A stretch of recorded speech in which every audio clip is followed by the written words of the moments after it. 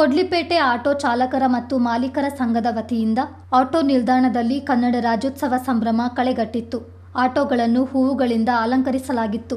ಎಲ್ಲೆಲ್ಲೂ ಕನ್ನಡದ ಬಾವುಟ ರಾರಾಜಿಸುತ್ತಿತ್ತು.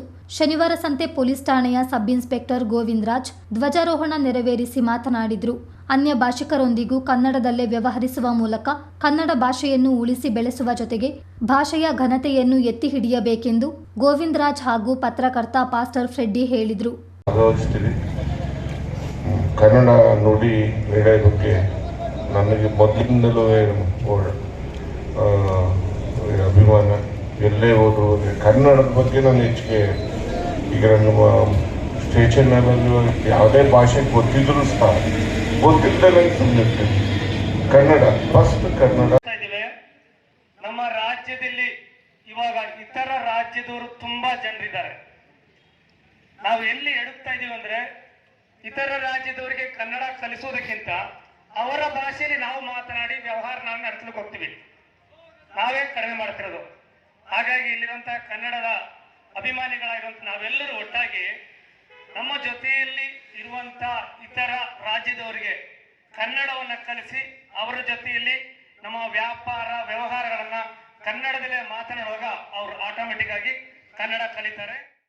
ಆಟೋ ಚಾಲಕರ ಸಂಘದ ಅಧ್ಯಕ್ಷ ವಿಜಯ್ ಅಧ್ಯಕ್ಷತೆಯಲ್ಲಿ ಶಾಲಾ ಮಕ್ಕಳ ಸಾಂಸ್ಕೃತಿಕ ಸ್ಪರ್ಧಾ ಕಾರ್ಯಕ್ರಮ ನಡೆಯಿತು.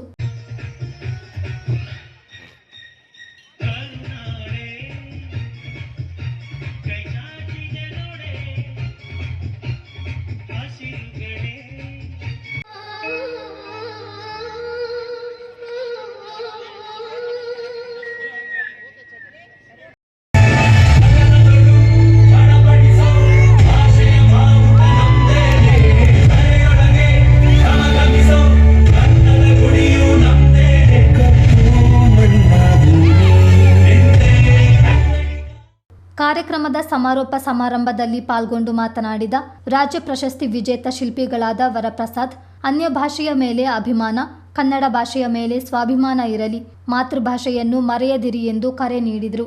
ನಿತ್ಯ ಬದುಕಿನಲ್ಲಿ ಹೆಚ್ಚೆಚ್ಚು ಕನ್ನಡ ಭಾಷೆಯನ್ನು ಬಳಸೋಣ, ಆ ಮೂಲಕ ಕನ್ನಡವನ್ನು ಬೆಳೆಸೋಣ ಎಂದರು.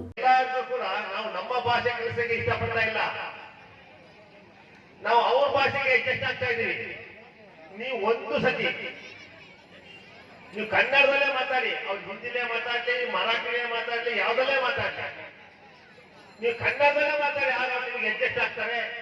ಆದ್ರೆ ನೀವು ನಿಮ್ಮ ಒಂದು ಹಿರಿಮೆಯಿಂದ ತೋರಿಸ್ಕೊಳ್ಳಕ್ಕೆ, ನನಗೆ ಎಲ್ಲಾ ಭಾಷೆ ಬರುತ್ತೆ ಅಂತ ತೋರಿಸ್ಕೊಳ್ಳೋಕ್ಕೋಸ್ಕರ ಅವರ ಭಾಷೆಗೆ ನೀವು ಅನುಸರಿಸ್ತೀರಾ. ಆಗ ಅವರಿಗೆ ಕನ್ನಡ ಬೇಕಾಗೋದಿಲ್ಲ. ಇಲ್ಲಿ ತುಂಬಾ ಜನ ಇರ್ತೀರಾ, ತುಂಬಾ ನನ್ನ ಕೇಳಿದ್ರೆ ಒಂದು 30% ಇತರರು ಬೇರೆ ಭಾಷೆ. ಮೊರಾರ್ಜಿ ಶಾಲೆಯ ವಿದ್ಯಾರ್ಥಿನಿಯರ ಕುಂಚ ಗಾಯನದ ವೇಳೆ ವಿದ್ಯಾರ್ಥಿನಿಯರು ಕರ್ನಾಟಕದ ನಕ್ಷೆ ಬಿಡಿಸುವ ಮೂಲಕ ಕಾರ್ಯಕ್ರಮಕ್ಕೆ ಚಾಲನೆ ನೀಡಲಾಯಿತು. ಕೊಡ್ಲಿಪೇಟೆ ಗ್ರಾಮ ಪಂಚಾಯಿತಿ ಮಾಜಿ ಅಧ್ಯಕ್ಷ ಕೆಆರ್ ಚಂದ್ರಶೇಖರ್, ಪ್ರಮುಖರಾದ ಜಿಎಲ್ ಜನಾರ್ದನ್, ಔರಂಗಜೇಬ್, ಉದ್ಯಮಿ ಯತೀಶ್, ಮಧುಕುಮಾರ್ ಸೇರಿದಂತೆ ಮತ್ತಿತರರು ಉಪಸ್ಥಿತರಿದ್ದರು.